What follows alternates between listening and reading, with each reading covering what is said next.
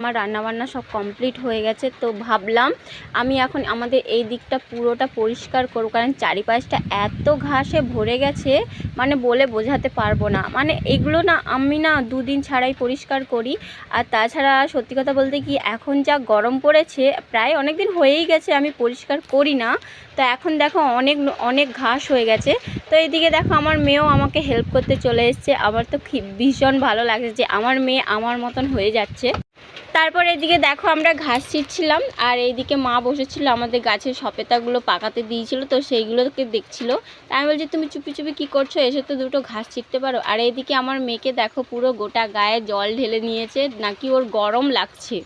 এইদিকে দেখো মা একটা সপেতা দিল, এটা না আমাদের বাড়ির গাছের সপেতা। তো এটা খেতে কিন্তু হেভি সুন্দর, কারণ খুবই মিষ্টি হয়।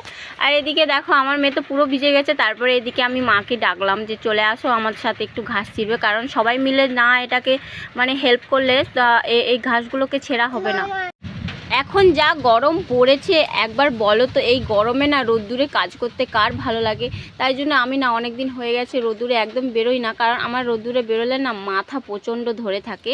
তাই জন্য এই ঘাসগুলোও ছেঁড়া হয় না। আর এই ঘাসগুলো এমন জায়গার মধ্যে হয়ে আছে যে রোদটা পুরো মাথার উপরে লাগবে।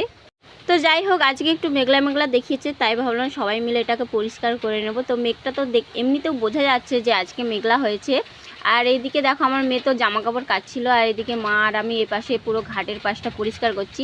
যেহেতু আমরা ঘাটে সবসময় নামি, তো ঘাটের পাশটা পরিষ্কার করে রাখাটা ভালো, কারণ চারিপাশে ঘাসপালা থাকলে সাপ খোপ থাকতে পারে।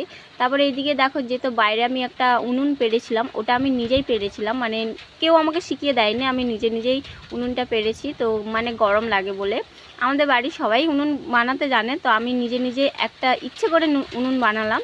তো ওই দিকটা দেখো কেমন পাতা পড়েছে, আমাদের এই তো চারিদিকে কাঁঠাল গাছ আছে, তো কাঁঠাল পাতা পড়েছিল, তো সেইগুলোকেই পরিষ্কার করছিলাম। আর ওখানে না আমাদের একটা কুমড়ো গাছ হয়েছিল, তো সেই গাছের পুরো শিকড়টাকে তুলে নিচ্ছি। আর এইগুলো হচ্ছে কচু গাছ। তো কচু গাছ আমাদের এদিকে খায় না, এটা কিন্তু শহরের দিকে খায়। শহরের দিকে না কচু গাছগুলো খায়, ওগুলোকে কিনে খায় মানুষ, আর তো আমাদের এদিকে খায় না। আর এদিকে গাছে পুরো ভর্তি হয়ে গেছে।